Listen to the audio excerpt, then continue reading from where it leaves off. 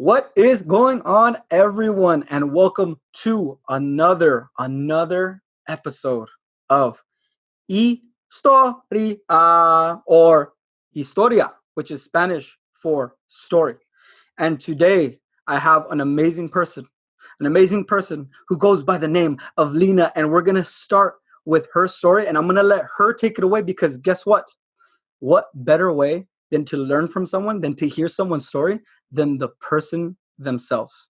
So we're going to start it this time from all the way at the beginning. We're going to go in chronological order for you guys today, where we start from the childhood phase to see how she became the woman she is today.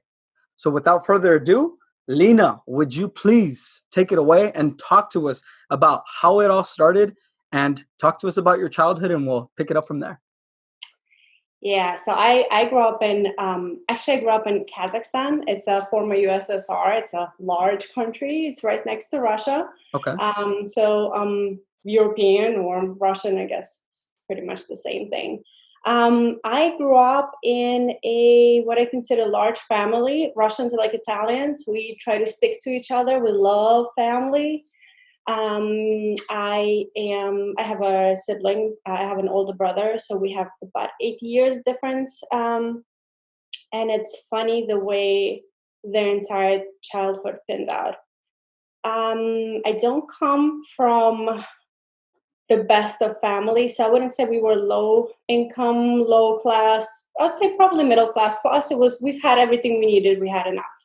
But would you say you're more lower middle class, like Yeah, I barely would middle say class? lower middle class. Yes. Okay, because yeah, there's levels. That's what I tell people in middle class. There's like set middle class where you're really Right. comfortable. There's lower middle class where you're just above poor, like you're still struggling paycheck to paycheck, and upper middle class where you have some extra money to splurge, but you're not quite wealthy. So Right. you're saying you were at the lower middle class? Is that Yes, correct? lower middle class, Now, definitely. take us through, like, as childhood, how did that make you feel being in that position, kind of growing up? Like, walk us through that to your mindset. Did you like that? Were you okay with that? Did that go over your head? How did that look? How We did were that? totally fine. Like I said, we've had everything we needed. We've never, Okay. my mom never put us in a position where we thought we didn't have something. We come from a traditional, old-fashioned household where when my mom buys something, she stashes around the house, and then my brother and I would try to figure out and try to find things. And like I said, we've had what we had. It was different, obviously, 35 years ago growing up than it Yeah. is now. Um, but like I said, I've never had a feeling like I was missing something. And the only reason is because probably we were living in a neighborhood where families were more alike. We were all the same. We had the same things. Some had less, some had more, but we've never looked at it that way. That, my friend's dad has an amazing job, and actually my best friend's dad was working for Coca-Cola, and Coca-Cola was like in deficit. Like it was like the best thing ever for us there. Gotcha. We've never looked at those things. It never really occurred to me that we were low middle class That's family. interesting. Now, is that a culture thing? Because we're over in Europe at that time, correct? So we're Mhm. over there versus United States, and you've had a chance to live over here for some time. What did you see in terms of the culture with family over there versus here? Oh, huge difference. Talk about Huge that. difference. We value our family way more, not more on opinions, but more in traditions and culture. We try to help one another. We don't sit there and think, well, who has what, and what do people think of me, and what are people going to say if I don't have this? We more, Interesting. if you don't have this, I will give you this. And if I don't have it, that's okay, because your family needs it more than my family needs it. Wow. So it sounds kind of like a status thing over here in the United States where it's kind of, and I could see it living here, where we Privilege. all do things for social media, like, oh, I want to do this. But I do tend to see that we do forget about our families. We don't have that culture and traditions. Like the only time we see each other are on birthdays, Thanksgiving, and all that stuff. But I don't see us breaking bread over lunch, sitting down all together as a family where they say, put down your phones, let's talk, let's drink wine, let's enjoy ourselves. I see that Exactly. in other cultures, though. Was that how it is over there? Or? Absolutely, absolutely. We don't get together only for the holidays. We get together all the time. That's And when awesome. we get together for holidays, our table is like a feast. It's like you go to a restaurant and you're having a party. That's how our holidays were. That's super cool. And being there, we don't really have too many holidays. Like I said, for us getting together, give us a reason, we'll get together. I love that. Give us a reason and we'll get together. Now, what were one of your favorite traditions growing up? Because I see that you're already having a good start when it comes to family. Family is a big foundation for people going into business, becoming successful. It sounds like your family's pretty sound, pretty tight. You got your brother. You guys got a decent relationship. I'm pretty sure you butt heads, but that's normal. But yeah, tell me about like one of your favorite family moments. What was your thing that you looked forward to every time with the family? Was it lunch, dinner? Was it a holiday? What was that special? We don't, and I think a lot of people my age would say it's not more of what we look to is how we used to spend our days where we had no social media, no internet, no phones. We used to be outside with friends hanging out all day until like 10, 11 o'clock. Yeah. I think this is what we all miss. We miss being together. Right now, all of our families kind of separated. I'm here in the US with my mom. My grandma is in her country. My brother moved to Russia, so we all separated. Okay. So it's difficult now, which is why I think where I am right now, or how I found my husband, is the reason from where I came from. I was earning and looking for that. So you were getting back like that family spirit, that culture, that togetherness, that oneness, that anti-socialness, exactly. anti-social media-ness, like where it's just like, pay attention, let's build the family. So that sounds good. Now, I always ask this, were there any troubles in childhoods? Because some people, it doesn't come till later. Some people have young traumas.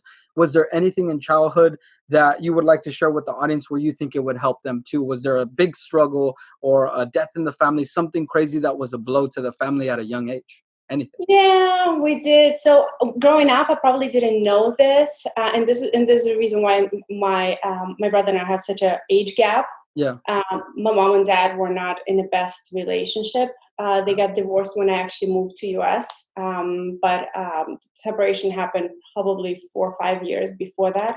Okay. Unfortunately, my father is an alcoholic, and it's just one of those things. Addiction is addiction. Yeah. Just Definitely. can't control. You have to let them realize. So that was probably one of the things, but I didn't know about these things while I was there. This hit me after my mom moved to US, and she moved when I was 10. So That's very interesting. Let's not graze past that, because how did they do that to where you didn't notice? Because most people, when they're having problems, they show it to their kids. At least here in the States, how did that kind of stay hidden? I'm curious. That's I don't know. And here's another fun thing, right? When we come from, we used to live in 1-bedroom apartment, literally 1-bedroom apartment. Wow. So that's even harder to hide. Yes. So the mom and dad would live in a living room, pull-out couch, and my brother and I would share a room. So how we didn't know this, I have no idea. For the most part, my father was a truck driver, so he was absent a lot. Okay. And second thing is, there was no huge arguments going on. He would not lay a hand on my mom. He's not a wife beater. He's just an alcoholic. That's a completely different story of addiction, different side of it. So I think because none of these impulsive arguments ever happen in front of us, besides me, again, and up until 10, we were together. And I guess we were preoccupied with other things. We didn't pay attention to it. Although my brother did understand this. He was like a daddy's boy. Oh, okay, I got you. Every time my mom would tell my father that she would file for divorce, my brother would say, "Well, if you file, I'll go with him, and you're gonna stay with your daughter." So he was close to dad, very tight. Mm-hmm. Gotcha. Okay.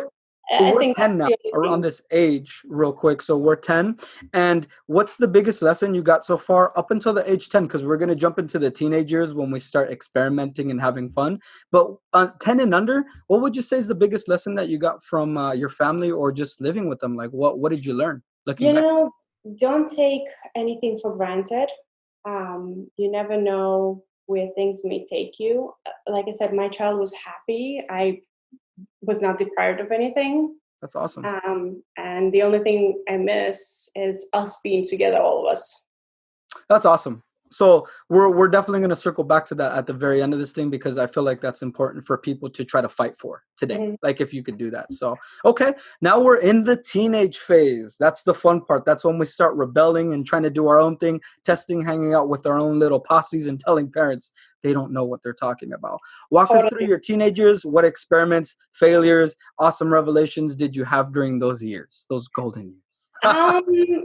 I'm not really a troublemaker per se, but I mean, we've all been through these things, you hanging out. And so 10 to 16, I think I was totally fine going to school, doing homework, hanging out with friends. My brother was taking care a lot of me because my mom already moved. Yeah. So my brother being the father figure, he literally raised me like a father figure because he was obsessed with me. My mom said he used to wake up early in the morning and go buy milk, like literally 6 o'clock in the morning, buy eggs just for me. He would take care of me. He would pick me up. So he did all these things that a father should do, and absolutely adored it. So that's awesome. Did he take the role after the divorce? Yes. That's when he stepped up to that? Yes, he stepped up. He got a job. That's cool. And he was supporting. So at that point, I was living with my grandmother. Yeah. And he stepped up and he was taking care of us in the best way he could, in addition to what my mom was already sending us from here. That's here. awesome. How did that make you feel when he started showing those characteristics of like, I got you, sis? Like, how did that make you feel? I mean, we always kind of were, brother and sister, they're always bickering around. So like, it's totally normal, but we always were close together. We even had a same circle of friends where not in the matter where we were hanging out because of the age gap, we wouldn't hang out with the same people, but he was hanging out with the friends of those who had brothers and sisters, and I would be hanging out with them. So we all just kind of were in similar circles. Gotcha. That's awesome. So, man, it sounds so good. And you said that you weren't a troublemaker in teenagers. Were there any crazy challenges? Because I know you said that just over there versus over here, it's a lot tougher, though. I remember talking to you earlier. You were saying that it's a different culture shift. Talk to us about the toughness over there versus here, because that's part of a reason of your upbringing, for sure. Yeah, totally. It's completely different. I don't know what they do now, but the way we were raised is completely different. I'm a law-abiding citizen. But like I said, there were moments where I would sneak out the apartment or I don't come back at all. And those are the early teen years. Overnight, I would sleep over at somebody's friend without even telling my grandma. So there were rebellious things, but nothing crazy, I would say. And the way we were brought up in high school is, so the way we are raised and the way we are taught in schools are you have to know how to do everything on your own. So our high schools, in high schools, we were our own janitors, we were cleaners, landscapers. Wow. So over summer they would rotate us and we would be picking up leaves around the school, doing the grass. In school, we would have, I think what they call it here, economic classes or economic home classes, something like this, where we would have a rotation of classes between grade 9 to 11. We don't have 12th grade, it's 9 to 11. Yeah. And we would have a rotation of cooking class, sewing class, carpentry class, and we all have to do this, girls and boys. And I think this is what kind of helped me to become who I am, because I'm not this woman who was raised to be a wife and a mother. Yeah. I'm a woman to do whatever I want to do. So like those skills helped me a lot, because when we bought our first house here with my husband, we remodeled the whole thing on our own. With your two hands. Anyone. Yeah. That's awesome. That's really, really cool. Everything that needs to be done, we do it. Man, we need to do that over here. We need to have kids being janitors. Yeah. You guys need to learn how to pick up some poop, damn it. Yeah. Mm-hmm. That's awesome, though, because that skill sets, I tell people, working with your hands, experience, other than just book smarts your whole life, that does a lot to your character. It really does. So you started tapping into those powers at that age. Did you know that, or was that something that you got later? Like, No, I didn't know. And as a teenager, you're growing up and they make you do these things. It's so annoying. It's annoying. Like, why do we have to clean around the school? Why do we have to paint? We were painting the school too. Painting the school? Yes, we were painting the hallways and everything. We were the janitors and maintenance and everything there. Damn. The school saved Except the some money. cafeteria. Except the cafeteria. So like, why we have to do, like, is this a punishment? Yeah. Also, we didn't understand any of this until later in life. Then it's like, I'm like, how is it that I know how to do this, but people similar to me or my age or women, like, they don't even know how to pick up. Some of them don't even know how to cook. I'm like, are you kidding me? That's It's simple thing. insane. That is insane. So that's cool. Out of all those, what was your favorite class and why? Out of all of them, there had to been one. There had to been one. Carpentry. You know, Really, carpentry I got you. tapped into this, yes, because my husband and I at one point tried to do refurbishing furniture. Okay. It was cool. It's just so tedious. I'm not into tedious projects. Yeah. Yeah. So I think that was one of the cool things. Like, I know how to, repurpose a piece of furniture, whatever, stand or a chair. That's super awesome. That's super cool. And it's kind of, it sounds like it's relaxing and escape for you where it's kind of fun. You get lost in the work. Totally. Yeah, if I had nothing else to do, I would totally do that. That's awesome. See, and that's the cool thing. That's what I like about when people just throw a bunch of stuff at you, whether it be school or anything in life. Just experiment and pay very close attention to what you like, because you probably never would have learned that you like carpentry until you tried it. So that's why I tell people, expose yourself to everything. So that's cool. So what happened at age, I think we talked a little bit before, you said around age 16. Now we're coming to the US, right? Is that what's going down? Talk to me about that part of the story. This is going to get really interesting. Yeah, my grandma thought I was too rebellious. And my mom said, you know what, I think I'm going to bring my daughter here instead of me coming back home, because this was supposedly temporary. Oh, okay. Earning money and coming back. And then she's like, okay, well, I met a man. And I think, so he proposed to me. We want to get married. And I was thinking to permanently stay. And would you like to come? Of course, I said no, because I'm 16. I have, tons of friends, hundreds of friends. I have a boyfriend.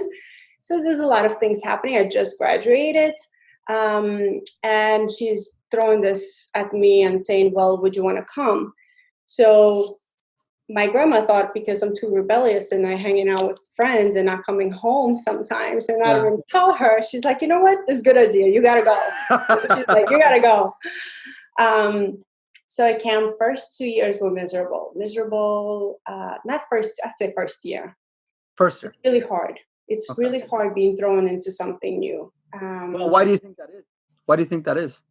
My mom sent me she's been paying for classes. She's been preparing me for this. That's another thing that, like, she's been preparing me for this, which is in one way was cool. And the other way was like, I really don't want to do this. But, you being thrown back there, we actually, in high schools, we are taught British English, not American English. And actually, it's how 90% of Europe is learning British English, not American. And so you come here, you don't know how to conversate. Your stepfather is Puerto Rican, so he speaks either Spanish or English. You know nothing about Spanish, so the only option you have is English. Wow. And you've never really met him. You haven't seen your mom in 6 years. And, between 10 and 16, a lot of things happening. So you're not a child anymore. You're maturing into a woman. Yeah. And you kind of lose that touch with your mom. You don't have that connection that you used to have.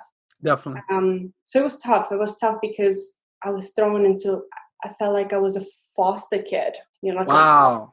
That's crazy. So the timing was just horribly off. Like you felt that disconnect. There was that gap, and there had been 6 years that you hadn't seen mom. So you're like, whoa, all of a sudden I'm here now. What else were some of the struggles? It sounds like communication was the biggest one because you didn't know the language. What else? That's crazy. But I'm actually really, really happy that this happened because communication was a struggle. My mom had to throw me into high school because they graduated 11th grade. He would graduate at 12th, and they would not accept me anywhere else if I don't graduate. So I'm like, okay, I'll try this. I will try. Yeah. So I went to school. It was really hard because all the kids are speaking English and I have no clue what's happening. And I went to school in the Bronx, New York. Oh, so we're in New York now, the Bronx. Okay. Oh, wait. Before we start there, how tough was it back then when you were growing up? No, it was not as tough as they make it to be. So really? Yeah. Before I came to US, I asked my mom, like, Mom, are you bringing me to people where they're Russian people? She's like, yeah. She's like, yeah, don't worry. There's a bunch of Russian people you can find friends, right? And so she brings me to Bronx. I'm like, okay, I don't know what Bronx is. Yeah. And then we register for school. I go and I check out the school, and I'm like, I honestly, to me, it didn't really bother me. I did see the difference between, of course, which neighborhood we were. We weren't in not such a bad neighborhood, but still, Bronx is a Bronx. Yeah, Everybody knows definitely. what Bronx, New York is. Definitely. So being thrown into high school was difficult because the language. There were a lot of Russian kids, actually, surprisingly. And there Really? was Okay. one teacher. She was Russian, and she was really trying to help me. So I think with her help, with everything that's been happening, I think kind of picked up. I mean, at that point, I'm like, whatever, it is what it is. What am I going to do? So I went through the school process, and then I met my husband. How I old were was you at the time when you met him? How old were you? 17. Damn, falling in love young. What's up, girl? That's all. Yeah. How did he get you? How did you know that you really like this guy? What did he do? Because remember, you come It's from over there, you come here, and you have language gap, and now you're going into school. I What did know. he do? What did he do? Yeah, he has the similar story that I do. He's Wow. Albanian, and they were migrated from Kosovo, and during then, when they came in 1999, there was a war there, so Okay. they were refugees. So he had a similar thing. The only difference is he came with his entire family. So he has 3 siblings, Okay. a mom and a dad, and other family that's been here already. So he has a similar background that me. Did you gravitate towards that? Is that like you guys talked about it? And you guys. I didn't know about that. We were just randomly hanging out in a place where they all hang out, I guess, with my friends from high school, and that's how we met. And again, at that point, we weren't thinking about where'd you come and how'd you come here. It was all about, boy girl meetings, So it was more innocent. There was no conversation of that. It was like, you look pretty, you look nice, let's hang out type thing. Like no, there was no conversation, but I knew that again there were immigrants also from a different country. Yeah. No American boys or none of that. Gotcha. And then everything else started pretty much from there. So that's where we're going to talk about now is like obviously who you became, but we do definitely need to lay out the foundation and paint the picture of who you were before, because in most stories, everyone talks about the end, but now we know all the stuff that you went through. And again, it doesn't sound traumatic and horrible, but going from one place to where you're comfortable to where you're at now, that's a big trauma in itself. That's so hard to do. So you did that. It sounds like you had a great family, and that's so cool that you did that with your brother, where he stepped up and he had that awesome relationship with you. So now that we're here, now it's time to grow up and paint your story. Walk us through the next steps of your journey of your entrepreneurship. Like, when did you start doing your stuff? When did life really start? We could even skip college if you want. Well, actually, so the way it started is I actually did start college because I'm a philomath. Like, I need to consume information. I need to learn. I need to read. Like, I'm excited. I absolutely love school. But again, because I met my husband early, I had a baby at 18, my firstborn. Okay. So when I did go to college, I couldn't keep up with working full time and being a mom and being a wife, and it's just too much of stuff that's happening. So I dropped out of college, and I didn't have, my mom didn't go into this whole thing. You have to go to college. You have to do this. Because one, she didn't pay for it. There was no, way of like, well, if you select this college, I will pay for you. Yeah. It was all me. I had to work for my degree. I had to work for expenses and tuition and everything. So, and again, because we had a child, the daycare expenses, it was a lot of things going on. So I had to drop out of college. But then I started, so my first job was as a receptionist at the medical office. Okay. Well, actually, it wasn't my first job. My first job was like retail store. That was literally for. Yeah, those are practice jobs. We don't count those. Yeah. Like, I actually got a job and I was working. I'm like, I'm not doing this. I'm not a horse. I'm not working. So my ambition, I think, started probably then, because I'm like, went the first job at the retail store. So you knew right there. You're like, no, this isn't me. I'm like, I'm not doing this. I need to do more. I need to do better. I need to I need to basically find a job where I don't have to be on my feet. And also because I'm a social person and people person, I need to socialize with people. This whole retail thing just wasn't cutting. So I left, I found another job. Okay. And the doctor took good care of me. She actually wanted to pay for my medical school. Wow. And She's trying to bribe you already. You're doing something as well. I'm pretty, I'm very driven and ambitious. So I know what I want. So if I get to do something, I pick up real quick, and I'm awesome at that. Like, it needs to be, if you give me a new task, I'll figure out how to do it, and I'll master that task Awesome. and skill. That's a good skill set. And does that come from all your upbringing, kind of your life? Because it sounds like you've been thrown into some situations and with the education that you had. Or is that more of a you thing? I think maybe it's a me thing. That's cool. Not like my husband was thrown in the same situation. He didn't have the same dreams that I had. So Gotcha. I guess it's an individual thing. That makes sense. It's my thing because I knew I wanted more and I wanted better. Gotcha. So I was trying to work my way up to something better. So then I became a manager and knew how to figure out how to do that. And then I found another company that I wanted to work for. It was more of project management, which I loved it, but I was bored doing the same thing over and over and over. And from there, and it was all in the medical and healthcare field. So from there, I actually opened my first medical billing company.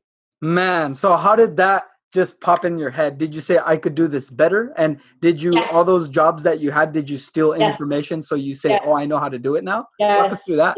Walk us through that.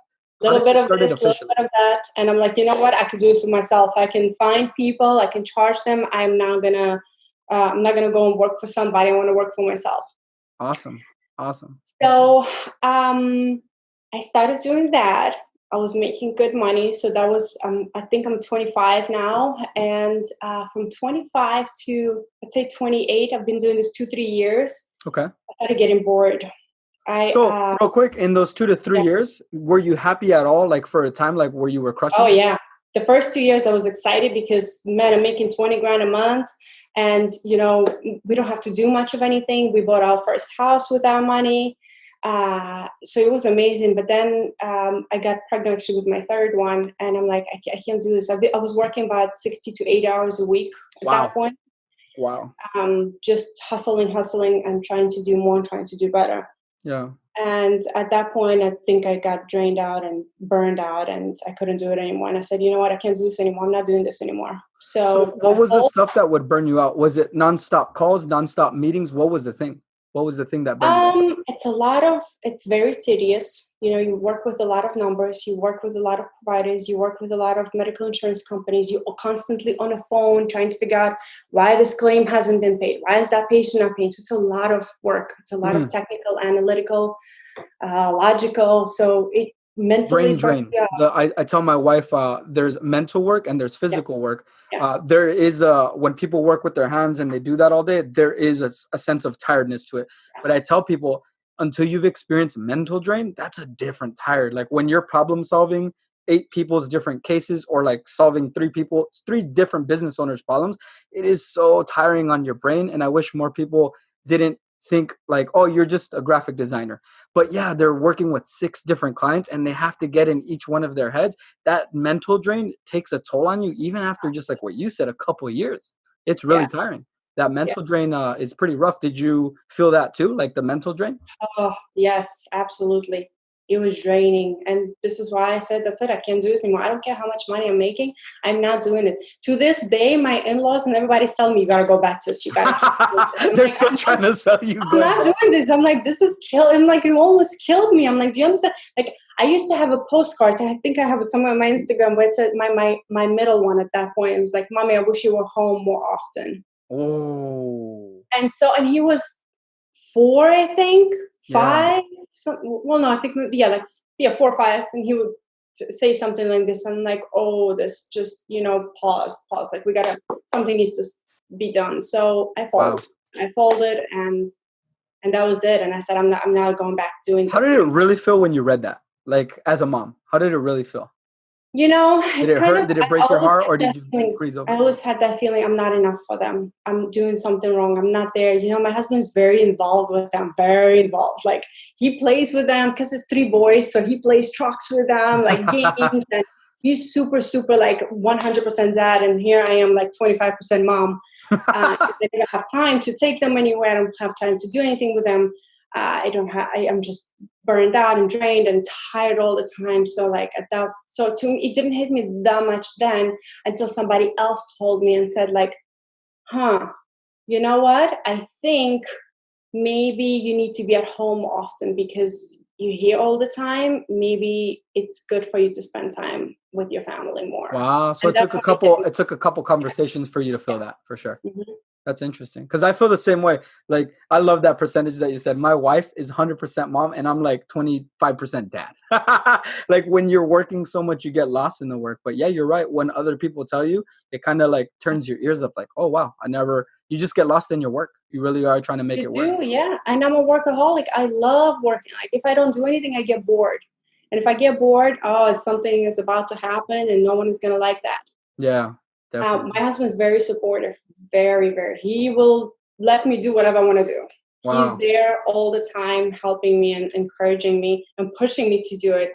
So even at that point, I'm like, "What? I'm doing something wrong." He's like, "No, you're doing everything fine. Don't worry. You're there, and you're bringing money, and that's what they need. So don't worry about it. They're little. They're not going to remember this." Man, you have an awesome husband. Because imagine having that husband that kind of fights you the whole step away. How much tiring would that be? Like, it sounds like he has your back and he says go for it, and he's sometimes pushing you when you don't want to be pushed. Like, hey, you got this. Like, that's awesome. Totally. Mm-hmm. That's awesome, man. That's a secret power right there that you got.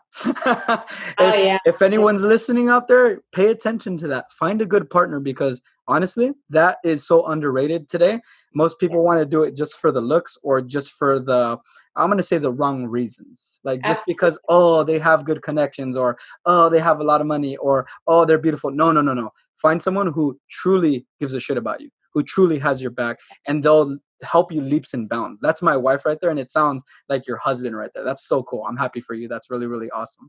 And how many kids total? And how long have you guys been together? We've been together 18 years. So my youngest, you're almost at 20.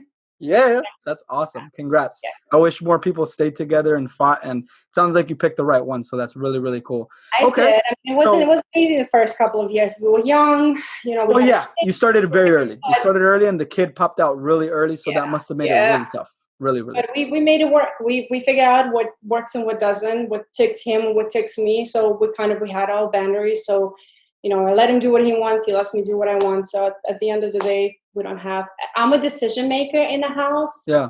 I usually make the decision before I say anything to anyone, but then I actually go to him and ask what is his opinion on a certain subject. That's super cool. Even though I already made up my mind, I'll still ask. But that's cool. Just so you show him, like, to give him a chance to speak his voice. Right. That's really very, very important communication. Just instead of always feeling like, oh, we did this again, I didn't have no say. Just give them a say. That's cool. Right. That's really, really cool. Okay, sweet. So we got that business. We're burning out. We're tired. We're over it. What's on the crosshairs next? What are you trying to do? What's going through your mind now? So I think another thing with me being burning out and getting drained is I get bored with doing one thing over and over. Yeah. That I need to fulfill whatever that is earning is. I don't know what happens and what stage it happens, where I'm like, okay, I'm bored, I'm tired, I don't want to be doing this anymore. What's next? At that point I start pivoting. I'm like, what am I good at? What is it that I've been doing that people were telling me like, you know what, maybe you should look into this. Yeah. So my next thing which is actually stuck to me for a while. So in 5 years ago, so I folded in 2014-ish, and I started this new company. Now I do consulting only, which is super easy, right? I love it. You go, you give, advice to somebody, and it's pretty much, that's it. It's very easy.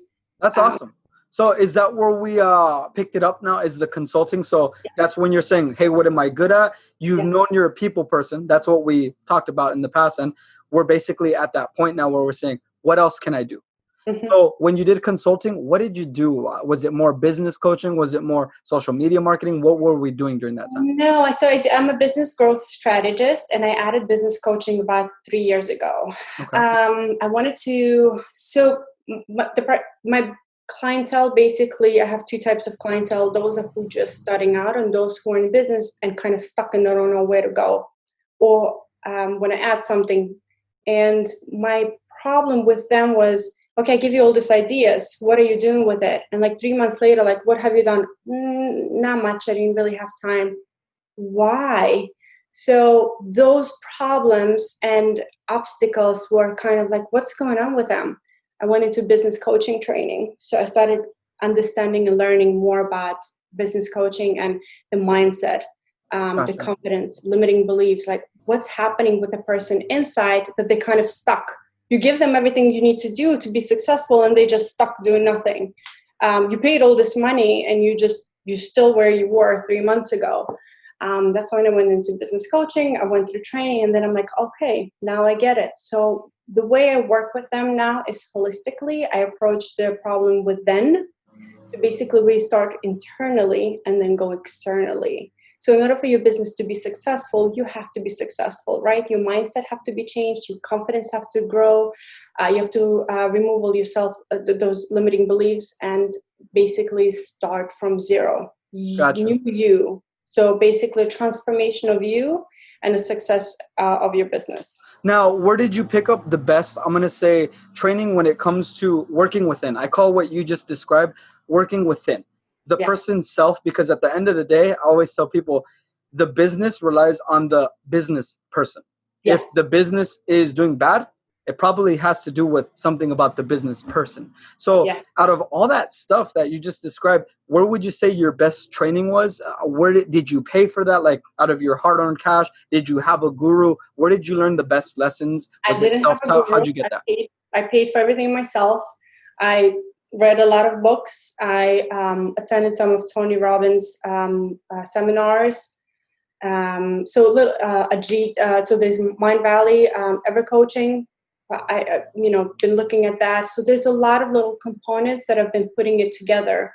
But it's more of not how to do this, because we all have the concept of coaching how to do this, but more why this is happening. So I'm more into behavior and psychology, more analytics, kind of understanding, why person is where they are, why they stuck, what's there, what's not letting them pass that certain obstacle. Gotcha. Okay, cool. So now that we're doing that, how thriving is business today? How is it looking where you're at right now? Are you happy? Out of everything that you've done, it sounds like you're super happy about this. What's going on through your head and how's that look? Yes, I am happy only because, you know what? I don't really put too much effort into all of this. If a client comes, I give 100% to what I can and help them. But also downtime. I could be with my family at any time. I have way more time to do whatever we want, especially now during COVID. We could be outside more often. We a month or a month and a half, we just picked up and drove to New York from Texas. That's 26 hours. Whoa, that's a trip. Yeah. So I'm very spontaneous. If something pops into my head, we'll just go ahead and do it. And my husband will do the same thing. And my kids are totally fine with it. So it's, I could do whatever I want, but I'm also have a very entrepreneurial mind where I have a lot of different ideas, a lot. And let's talk about you, because remember one of the things that I told you before the show is after all that, after what we just talked about from start to finish, from being a kid to a teenager to a young adult to now, how would you describe yourself? Like, that's what we want to get to know you a little bit more. Like, what words would you use to describe yourself? Just go ahead and let us know more about you. Like, what would you say? So I'm very ambitious. I am driven. I'm ballsy enough to say what is on my mind. Where does that ballsy thing come from? Is that a New York thing? Where's that come from? It's probably New Yorker. It's a very fast-paced environment, and you have to get in the mind of somebody where you have 30 seconds to convince them of something. So I pretty much go ahead straight up and tell them how, what, and where, and instead of playing around. I like that. That's Straight something. shooter. You're a straight Yeah, shooter when it comes to yeah, that. totally. Well, that's crazy because working within, there's a lot of finesse. Like you got to kind of have to like, play nice when we're talking about feelings and all that stuff. How do you do that while you're ballsy? That's tricky. My friends back, my coworkers, used to call me "go getter." Okay. She's like a bull. She'll go and get it. Uh, He's like a so bull. She'll go get it. again, when I want something, I'm pretty much straightforward. I go and I say it, or I go ahead and uh, so there's two parts of me. I'm an active listener, so I would listen. Then There it is. That's the secret. yeah, That's the I secret. form my opinion, and then I would say it. And so if somebody comes to me and ask me a question, I'll think about it, but I'll answer right away. I'm going to say no, it's not going to work. And a lot of clients know me because of that. They know I'm going to say no right away. They call me, I'm like a negative Nancy. But in reality, when I say no, it's because I know the outcome of that decision. Wow. So it's just if you bring this to me and I tell you no, it's not because I'm saying no because I don't think because whatever in their head that's happening. It's because I know it's not going to work. That's cool. So, You know what? I think that's a golden lesson right there that a lot of people tend to pass up on is they try to be so nice, try to be so PC, politically correct, that there's a lot of yes men, a lot of yes people. And sometimes you got to tell people, no, you're wrong. No, that's not going to work. Because here's the funny thing. You have experience. Some people don't. When that person with no experience tries to act like they know, but you know for a fact that it's wrong, stand your ground. I like that you do that. I like that you say, no, it's not going to work. That's like some people, when I used to do Facebook ads, there's this golden lesson that I learned. And it's just this, if your offer sucks, it's not going to work. And yes. I see so much people trying to advertise their website, their business, sell people stuff on social media. And they're like, hey, would this work, Eddie, if we tweak it? And I go, no. And they get kind of mad. They're like, why wouldn't it work? Can we make this work? I was like, no, social media works with just one thing. It's a great offer. That's Yeah. to get to know you.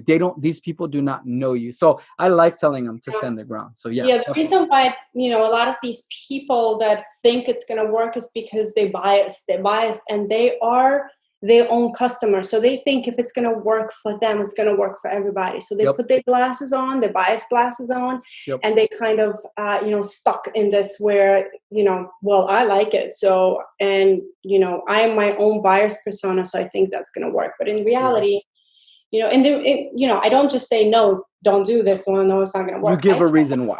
Exactly. I try to Yep. reason why, and I try to figure out how to get to the point where they want to go. But first, let's try this and that. Then we'll go to that. Yeah, that's super cool. I like that. And I could see you being super helpful to people by doing that, by actively listening, Mhm. by telling them no, explaining to them, and then giving them a potential solution. And then the Right. ball's in their court.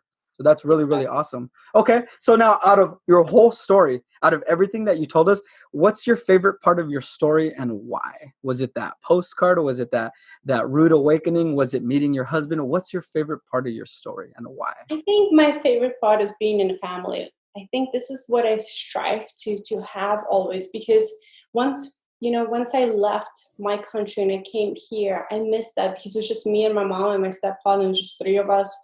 And so when I found my husband and we were talking, he comes from a big family and we were talking about kids. I'm like, we're going to have a lot of kids. And why?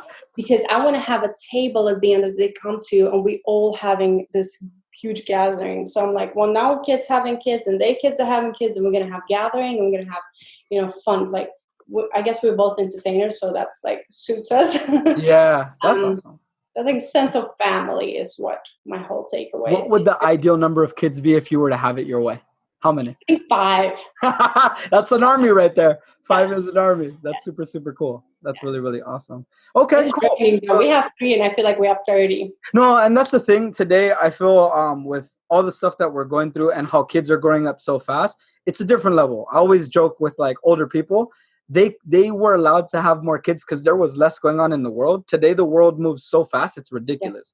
One So thing much. could get outdated in like 2 weeks, 3 weeks. Mhm. It's ridiculous. Back then, things stayed the same for a long time, so it was more predictable. So you can get away with a lot more. So Yeah. it's just rougher world It was we more live in, but comfortable then than it is now. definitely, I agree. So now it's time for the whole 3-piece nugget. So out of somebody wanting to try to better their story, someone trying to do better in life, what 3 pieces of advice would you give them and why? I strive for those kids who make it in the world, who a kid who comes from a low income and goes and pushes themselves. Just because you came from low income doesn't mean you have to, turn to crime and drugs. And try to push yourself. Try to do different things. Do better.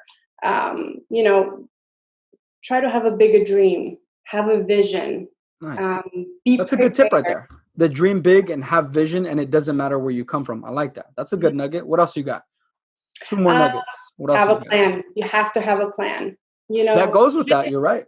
Even if it's not in writing, like I like the vision board part. I Yeah. don't do it physically. Like I have a board that I bought. I don't put anything. My vision board is in my head. I know Gotcha. what I want. So I have goals, and so I know what I want to achieve, where I want to go. So that's my vision board. It's inside of me. Yeah. So have a plan. Have a plan. Have an exit plan. Have a strategy for everything in life, marriage, relationships, business. This is your one thing that's actually going to work. It's never going to go as planned, and it's never goes from here to there. It So always right. goes So zigzag. right. That's life. What you just did, this Yep. shape, that's life. And I think what you said as piece advice number 2 is so good, is planning as much as you can. I know you can't plan everything in life, but you seriously could plan how your marriage is going to look like, how you're going to communicate. You could Yes. have a plan on how you're Yes. going to get that house, how you're Hmm. going to start that business. It's just most people don't want to take the time to like plan it out because, oh, I have to get a pen and paper. I have to think. Yes, you do. Right. But when you do that, it just leaps and bounds when you do it. It's ridiculous. So that's number 2. I like the first one too about the vision and all that and dreaming big. What's your final piece of advice that you got for people where you're like, you need to know this? Be humble, and then don't take anything for granted. And that Whatever goes is back to your thrown, family days, huh? When you yeah. were saying, when you talked about Hmm. that? Definitely. Whatever is thrown your way, just take it as is, and one day at a time, and keep going. Don't give up. Keep pushing. Definitely. Awesome. And then the coolest part, how can people get in touch with you? Where's the best place where people could see your content to get to know a little bit more about you and what you do? Where's the I best place? am who I am, and I say how I am. I don't really hang out much anywhere except LinkedIn, but the best way to get in touch is just shoot me an email. So go to my website, shoot me an email, and I'm on my phone 24/7. So I actually Yeah, that worker. yeah, I That's have awesome. WhatsApp installed. So whatever you guys need, text, email, I'll answer probably right away.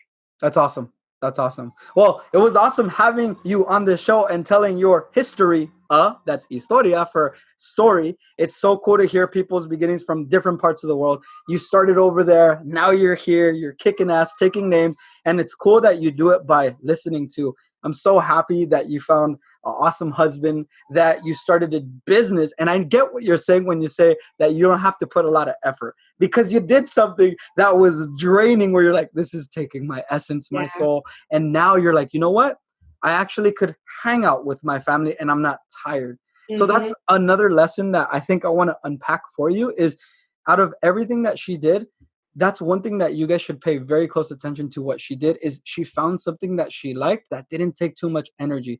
Just because something doesn't take a lot of energy doesn't mean you should get paid a lot of money. It shouldn't. That energy shouldn't equal dollars. It's the value that you provide. And my God, people, she provides value. She listens, she solves problems, and she tells you no when you need to hear it and helps you come up with a plan. Yeah. That's valuable shit in this world because everyone's quick to say yes. So having that said, thank you so much for coming on. I definitely would want to hang out with you some more. Definitely going to stay connected so we could keep in touch, and we'll get you all dialed in and good to go. This is Mr. Eddie Flores signing out. Lena, awesome Yeah. again having you here. You guys Thank have a you. good day, and we'll catch you guys soon, okay?